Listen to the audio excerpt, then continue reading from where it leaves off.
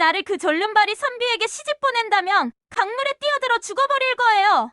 상 위의 그릇들이 나뒹굴며 바닥에 내팽개쳐 깨지고 언니 소혜의 화난 목소리가 날카롭게 꽂혔습니다. 평소 다정한 척하던 이복 언니 소혜는 아버지가 말한 혼사대기, 재산 많고 권위 있는 집안이라는 사실에 자신의 신분이 높아질 것을 기뻐했었습니다. 하지만 곧이어 그 신랑이 소문으로만 듣던 강씨 양반가의 걷지도 못하는 절름발이 아들이라는 사실을 알게 되자 집안은 아수라장이 되고 말았습니다.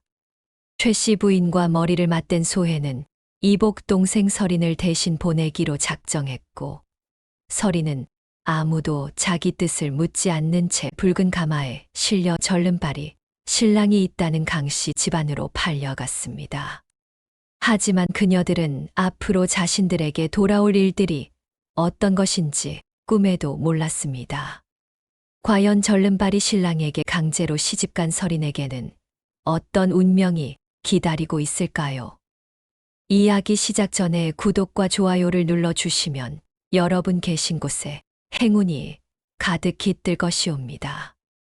옛날 옛적 영조 임금이 다스리던 시절 경상도 안동 인근 청송현에는 겉으로는 유교의 법도가 엄정하게 지켜지는 듯 보였으나 속을 들여다보면 빚과 체면을 거래하는 일이 흔한 고을이 하나 있었습니다. 그곳에 윤진사라는 선비가 살고 있었는데 한때는 향반으로 대접받으며 고을 사람들의 존경을 받았으나 이제는 빈 껍데기 같은 체면만 남은 처지였습니다. 사랑채에는 책이 가득했으나 곳간은 텅 비어 있었고 대문 밖 행랑채는 낡아 기둥이 기울어져 있었습니다. 윤진사는 젊은 시절 과거 급제에 목숨을 걸었으나 끝내 이루지 못하고 세월만 허비하다가 나이 들어서는 노름판에 빠져 집안 재산을 모두 탕진하고 말았습니다. 그럼에도 그는 여전히 선비 행세를 버리지 못해 남들 앞에서는 고고한 척했으나 뒤로는 빚쟁이를 피해 골방에 숨어 지내는 초라한 몰골이었습니다. 이 집안의 둘째 딸 윤설이는 올해 19으로 집안의 온갖 허드레시를 도맡아 하며 살아가고 있었습니다. 설이는 말수가 적고 조용한 성품이었으나 속으로는 사람의 마음과 집안의 기류를 정확히 읽어내는 영민함을 지니고 있었습니다. 어려서부터 계모와 이복 언니의 눈치를 보며 자랐기에 웃는 얼굴 뒤에 숨은 도끼를 누구보다 잘 알고 있었습니다. 설이는 새벽이면 우물가에서 물을 깃고 낮에는 바느질과 부엌일을 하고 밤이 되면 병든 하인의 목까지 대신하며 하루를 보냈습니다. 집안 하인들조차 설인을 아씨라기보다는 일손으로 여겼고 그런 대접에도 설인은 한마디 불평 없이 묵묵히 자신의 몫을 해냈습니다. 그래도 설인은 자기보다 약한 사람에게는 함부로 하지 않는 성품을 지녔기에 마을 사람들은 그녀를 가엾게 여기면서도 착하다고 입을 모았습니다. 하지만 계모 최씨 부인은 설인의 그런 착함을 미덕이 아니라 이용하기 좋은 성정으로만 여겼습니다. 아버지 윤진사는 딸의 고생을 보면서도 외면하거나 술에 취해 잊으려 했고 설인은 이 집안이 다시는 일어서지 못할 것임을 어렴풋이 알면서도 어디로도 도망칠 수 없는 처지를 절감하고 있었습니다.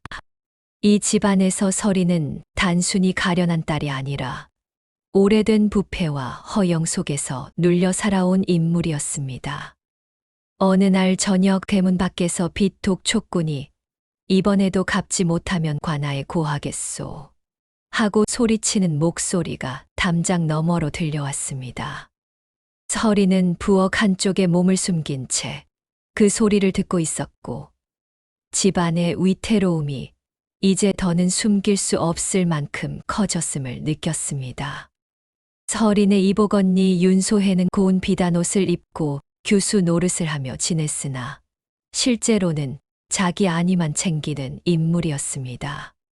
사람들 앞에서는 서린의 손을 다정하게 잡으며 우리 서린이는 참 착하지요 하고 말했으나 뒤로 돌아서면 자신의 빨랫감과 잔심부름을 모두 서린에게 떠넘기며 은근히 업신여겼습니다.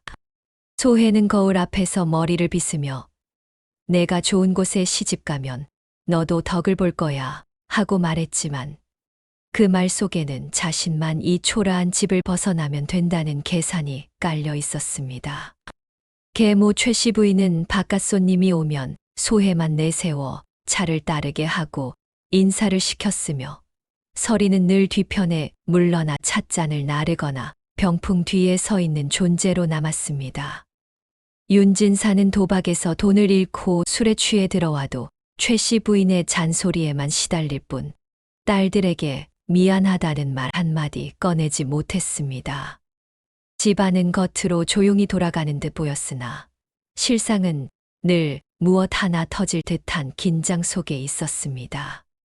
최씨 부인은 자신의 친딸 소혜만큼은 반드시 좋은 가문에 시집보내 집안을 다시 세우고 싶어 했고 소혜 역시 자신은 이 초라한 집을 벗어나 더 높은 곳으로 가야 한다고 굳게 믿고 있었습니다. 서린은 자신이 이 집에서 가장 덜 소중한 사람임을 이미 체념한 상태였고 그저 하루하루를 견디며 살아갈 뿐이었습니다. 어느 날 윤진사가 사랑채로 돌아오자 집안이 술렁이기 시작했습니다. 그는 강씨 집안과 혼담을 이야기하고 왔다며 최씨 부인을 불러들였고 그 자리에서 노름빚을 탕감받을 수 있는 기회라는 말을 꺼냈습니다. 강씨 집안은 청송년 일대에서 재산과 권위를 갖춘 양반가로 알려져 있었으나 그 집 장자 강무지는 다리를 절고 바깥 출입도 거의 하지 않아 중증장애인이라는 괴소문이 고을에 퍼져 있었습니다.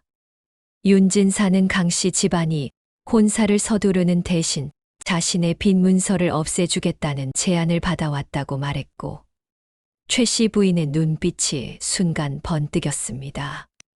소혜는 처음에는 강씨 집안의 재산 이야기에 귀가 솔깃했으나 신랑감이 강무진이라는 말을 듣자 얼굴이 굳어졌습니다. 최씨 부인은 겉으로는 걱정하는 척했으나 속으로는 이 혼사를 어떻게든 이용할 방법이 없을까 셈하기 시작했습니다. 평화로워 보이던 일상은 이 혼담이 거론되는 순간부터 조금씩 금이 가기 시작했고 서린은 그 기류를 온몸으로 느끼고 있었습니다. 마당 한쪽에서 빗자루를 들고 서 있던 서린은 사랑채에서 새어나오는 최씨 부인과 소혜의 낮은 목소리를 들으며 불길한 예감에 사로잡혔습니다. 강씨 집안에서 정식 혼담이 들어오자 윤진사 집안은 크게 술렁였습니다. 상대는 장애가 심하다는 흉흉한 소문이 있으나 집안 자체는 부유하고 체면이 확실해 거절하기 어려운 혼사였습니다. 원래 혼담은 맏딸 소혜를 염두에 두고 온 자리라는 말이 돌았고 최씨 부인도 처음에는 소혜를 보낼 생각이었습니다. 그러나 소혜는 그날부터 갑자기 병색이 짙어진 얼굴로 방에 누워버렸습니다. 의원이 오고 약이 들락거리는 소동이 벌어졌으나 서린은 그것이 연기임을 단번에 눈치챘습니다. 소혜는 이불 속에서 신음을 흘렸지만 의원이 돌아간 뒤에는 몰래 과일을 집어먹으며 계모와 속삭이는 모습을 서린이 목격했습니다. 최씨 부인은 윤진사에게 큰애를 보내면 죽습니다며 울고불고 매달렸고 둘째가 집안을 살려야 하지 않겠습니까? 라고 몰아갔습니다. 윤진사는 도박 빚 독촉에 쫓기다 못해 끝내 고개를 떨구었고 서린의 이름이 혼담의 주인공으로 바뀌는 데에는 단 하루도 걸리지 않았습니다. 서린은 아무도 자기 뜻을 묻지 않는다는 사실에서 깊은 모멸감을 느꼈습니다. 혼인이 집안을 위한 희생이라는 말로 포장되었지만 사실은 서린을 팔아 빚을 메우려는 거래임이 너무나 명백했습니다. 혼례 준비는 지나치게 빠르게 진행되었고 집안에는 돈 냄새 대신 다급함이 감돌았습니다. 서리는 밤중에 우연히 최 씨 부인이 장롱 깊숙한 곳에서 낡은 서찰과 관아, 인장이 찍힌 종이를 확인하는 장면을 보았습니다. 그 종이에는 강 씨 집안의 이름이 희미하게 남아 있어 서리는 수상함을 느꼈습니다. 동시에 빚쟁이는 대문 밖에서 이번엔 꼭 변제하라고 윤진사를 다그쳤고, 서리는 이번 혼인이 단순한 빚 갚기가 아니라 뭔가 오래된 비밀과도 이어져 있음을 예감했습니다. 소혜는 서린의 손을 붙잡고 미안해 서린아. 내가 집안을 살려줘야 해 라고 말했지만 그 눈빛에는 안도와 승리감이 번뜩였습니다. 서린은 그 순간 자신이 가족에게 버려진 것이 아니라 의도적으로 내쳐졌음을 깨달았습니다. 혼례일이 정해졌다는 소식이 전해지던 날 밤, 서리는 마루 끝에 홀로 앉아 달을 바라보며 눈물도 흘리지 못한 채 이를 깨물었습니다. 혼례날 서리는 붉은 혼례복을 입고도 죄인처럼 가마에 올랐습니다. 최 씨 부인은 눈물 흉내를 내며 서린의 손을 잡았으나 속으로는 빚이 막혔다는 안도감에 젖어 있었습니다. 소혜는 끝까지 앓는 척방에 누워 모습을 드러내지 않았고, 윤진사는 사랑채 구석에 숨어 딸의 얼굴조차 제대로 보지 못했습니다. 청소년 사람들은 불쌍한 둘째라 수군거리면서도 강씨 집안 혼사라는 점에 부러움도 함께 드러냈습니다. 가마가 흔들릴 때마다 서리는 자신이 사람이 아니라 짐짝처럼 옮겨지고 있다는 생각에 손톱을 깊이 세웠습니다. 강씨 집안 대문에 도착한 서리는 예상과 달리 엄숙하고 위험 있는 분위기에 압도되었습니다. 하인들의 복색은 단정했고 말 한마디에도 규율이 배어 있었습니다. 병든 도련님을 숨겨놓은 집이라기보다 비밀을 품고 숨죽인 집안처럼 보였습니다. 신랑 강무지는 절뚝이는 걸음으로 혼례에 임했으나 시선과 자세는 무너지지 않았습니다. 서리는 그가 소문 속 폐인과 다르다는 것을 첫눈에 느꼈습니다. 그의 눈빛은 차가웠으나 흐리지 않았고 다리는 불편했으나 등은 곧았습니다. 첫날 밤 무지는 방 안에 들어와도 신부를 함부로 다루지 않았습니다. 그는 억지로 온 사람인 줄 안다며 서린에게 몸을 낮추지 말라고 말했습니다. 서린은 공포 대신 설명하기 어려운 긴장과 낯선 안도감을 느꼈습니다. 무지는 이 집에도 사정이 있고 그대 집안에도 사정이 있을 것이요. 하나 나는 그대를 함부로 다루지 않을 것이니 두려워하지 마시오라고 낮은 목소리로 말했습니다. 그 말은 위로라기보다 약속처럼 들렸고 서리는 처음으로 이 혼인이 지옥만은 아닐지도 모른다는 희망을 품었습니다. 잠시 후 박노파가 등장해 서린의 잠자리와 의복을 조용히 챙겼습니다. 박노파는 무심한 얼굴로 이 집에서는 입보다 눈이 먼저 알아야 산다고 의미심장한 말을 남겼습니다. 서리는 두려움 속에서도 무작정 친정의 꼭두각시처럼 굴지 않겠다고 마음먹었습니다. 이 챕터의 첫 선택은 서린이 울며 체념하는 대신 시댁의 기이한 분위기를 스스로 살피기로 결심하는 데 있었습니다. 촛불 아래 홀로 앉은 서린은 떨리는 손으로 혼례복 고름을 풀며 이제 자신의 운명을 스스로 지켜내야 한다고 다짐했습니다. 서린은 시집살이를 시작하며 강씨 집안의 질서를 익혀갔습니다. 강무지는 생각보다 예를 중시했고 서린에게 함부로 명하지 않았습니다. 하인들은 무진을 병자라기보다 함부로 범접할 수 없는 주인처럼 대했고 그의 말 한마디에 집안 전체가 조용히 움직였습니다. 사랑채 근처는 밤마다 굳게 닫혔고 일부 문서는 아무도 손대지 못하게 관리되었습니다. 서리는 그 문서들이 단순한 장부가 아닐 것이라는 느낌을 받았으나 감히 물어볼 수 없었습니다. 박노파는 서린을 경계하면서도 은근히 시험하듯 이것저것 물었고, 서린은 거짓말보다 침묵을 택하며 자신의 입장을 함부로 드러내지 않았습니다. 며칠 뒤 친정에서 사람이 와 최 씨 부인의 안부 편지와 함께 은근한 부탁을 전했습니다. 편지에는 시댁 살림 형편과 사랑채 출입, 무진의 몸 상태를 살피라는 말이 돌려 적혀 있었습니다. 서린은 자신이 여전히 친정의 소나귀에서 벗어나지 못했음을 깨달았습니다. 최 씨 부인은 내가 집안을 살렸으니 이제 우리도 좀 살 수 있게 해다오라는 말로 서린의 죄책감을 자극했고, 소혜는 별도로 보낸 쪽지에 언니를 도와줘. 우리 집안이 다시 일어서려면 내 힘이 필요해라고 적었습니다. 서린은 그 말 속에 자신을 또다시 제물로 삼으려는 의도를 읽었습니다.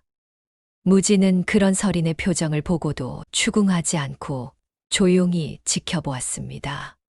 그 역시 과거 사건에 윤진사가 얽혔음을 알고 있기에 서린을 쉽게 믿지 못했고, 서린 또한 그의 경계를 온몸으로 느끼고 있었습니다.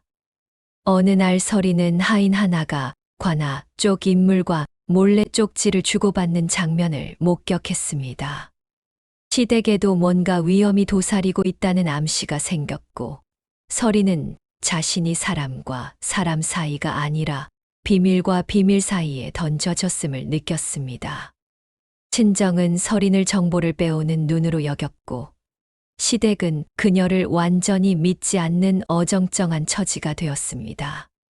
서린은 처음으로 자신이 어느 쪽에도 온전히 속하지 못한 존재임을 절감했습니다. 이 첫 시련에서 서린은 친정의 지시를 곧이곧대로 따르지 않고 먼저 사실을 확인하기로 마음먹었습니다. 이 선택이 훗날 그녀를 단순 희생양이 아니라 진실의 증인으로 바꿔놓는 씨앗이 되었습니다. 밤이 깊어가는 방 안에서 서린은 친정에서 온 편지를 촛불에 태우며 이제는 누구의 명령도 맹목적으로 따르지 않겠다고 다짐했습니다. 비가 억수같이 쏟아지는 밤, 서린은 잠결에 사랑채 뒤에서 인기척을 들었습니다. 천둥 소리에 섞여 들려오는 낮은 목소리와 문서 넘기는 소리가 불길함을 자아냈고, 서린은 이불을 걷어차고 조용히 일어났습니다. 마루를 따라 사랑채 쪽으로 다가간 서린은 창틀 틈으로 안을 들여다보았고, 그곳에서 무진이 혼자 문서를 펴놓고 한양에서 온 밀서를 읽는 장면을 목격했습니다. 그는 절뚝이긴 했으나 움직임이 날렵했고 결코 무능한 폐인처럼 보이지 않았습니다. 촛불 아래 그의 얼굴은 차갑고 단단했으며 손에 든 붓은 마치 칼처럼 문서 위를 긋고 있었습니다.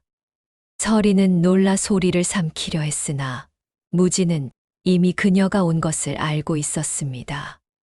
그는 칼자루에 손을 얹은 채 천천히 고개를 돌렸고 서린과 눈이 마주쳤습니다.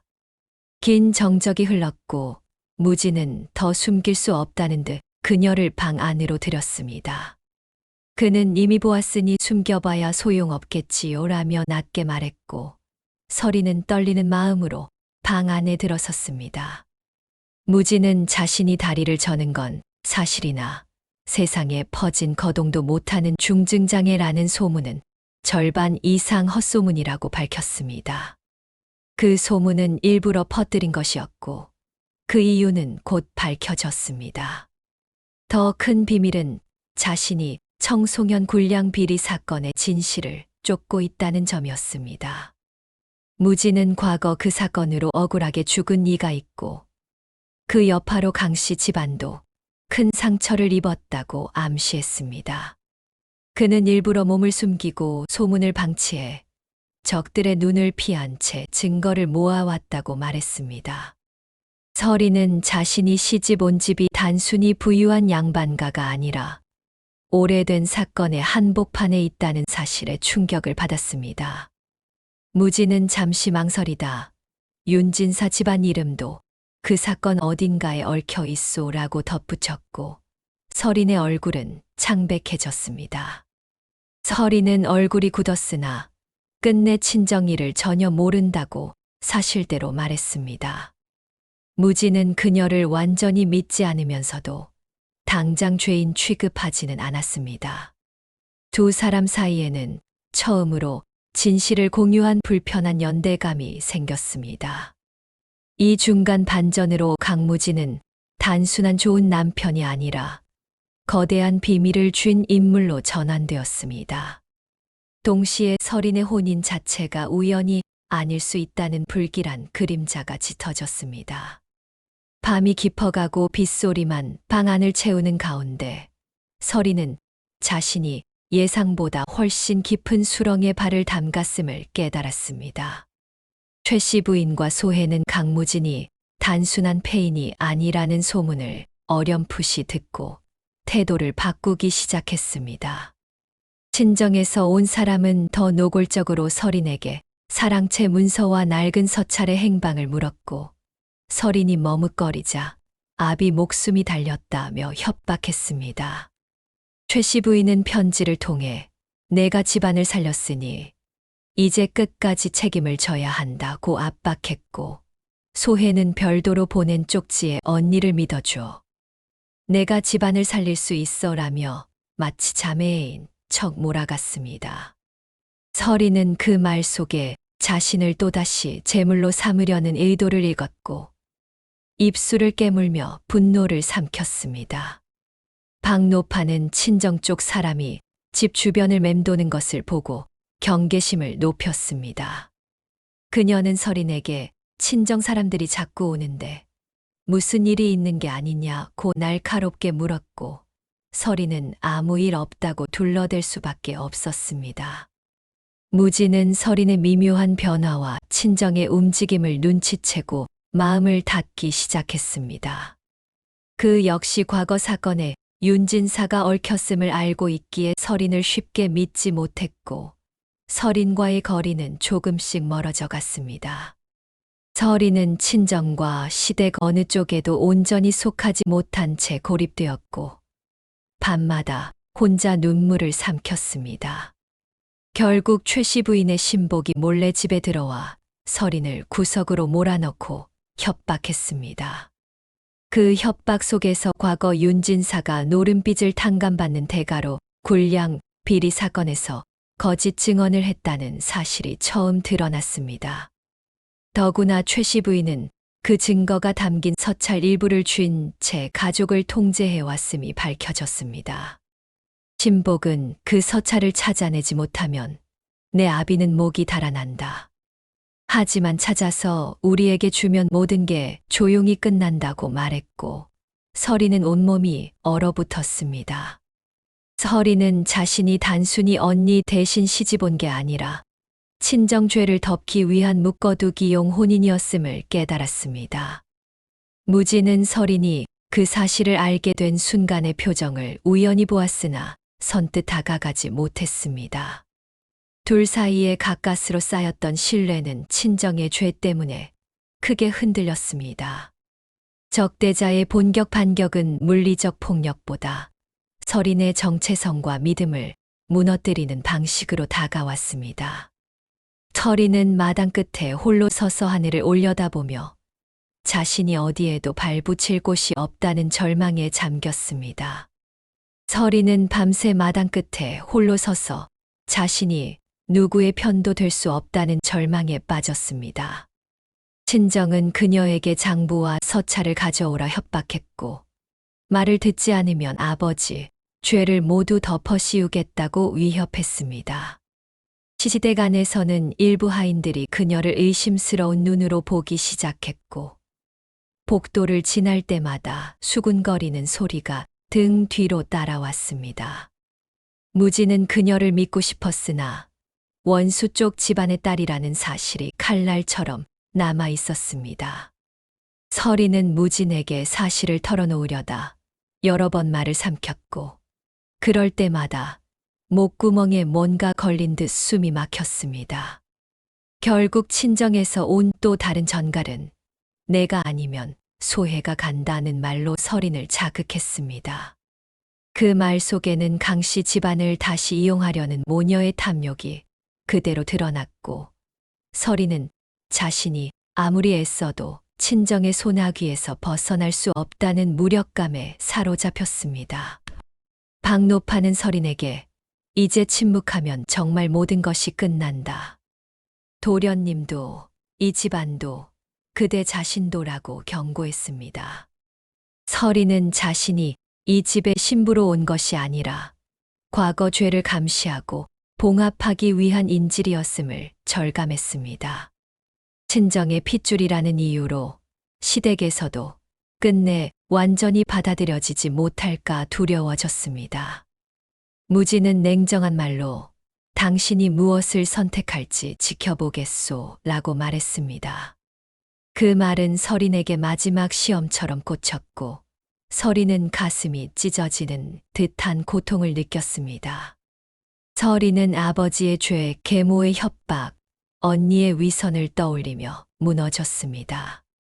자신이 침묵하면 또 누군가 억울하게 죽고, 말하면 친정이 무너진다는 잔혹한 선택 앞에 섰습니다. 밤마다 서린은 방 안에서 눈물도 제대로 흘리지 못한 채 이불을 움켜쥐었고, 새벽이 올 때마다 선택의 무게는 더욱 무거워졌습니다. 이 절망의 순간은 이야기를 가장 강하게 움켜쥐는 정서적 바닥으로 기능했습니다. 서린의 눈물과 고립감, 그리고 선택 직전의 숨막힘이 극대화되었습니다. 어느 날 새벽 서린은 우물가에 홀로 앉아 물을 들여다보며 자신이 과연 올바른 선택을 할 수 있을지 의문에 잠겼습니다. 핏줄과 진실 사이에서, 가족과 정의 사이에서 서린은 그 어느 쪽도 쉽게 선택할 수 없는 갈림길에 서 있었습니다. 박노파는 끝내 마음을 정하고 오래전 숨겨둔 상자 하나의 존재를 서린에게 알려주었습니다. 그녀는 서린을 사랑채 뒤편 창고로 데려가 먼지 쌓인 장롱 아래 감춰진 상자를 꺼냈고, 서린은 떨리는 손으로 그 상자를 받아들었습니다. 상자 안에는 최씨 부인이 감춰온 서찰과 윤진사의 차용 문서, 관아 인장이 찍힌 장부 조각이 들어 있었습니다. 서린은 촛불을 켜고 그 문서들을 하나하나 확인하기 시작했고, 손은 점점 더 심하게 떨렸습니다. 그 안에는 윤진사가 단순히 빚 때문에 거짓 증언한 것이 아니라 도박으로 잃은 돈을 메우려 군량을 빼돌린 상단 세력에 먼저 손을 벌렸다는 정황이 낱낱이 담겨 있었습니다.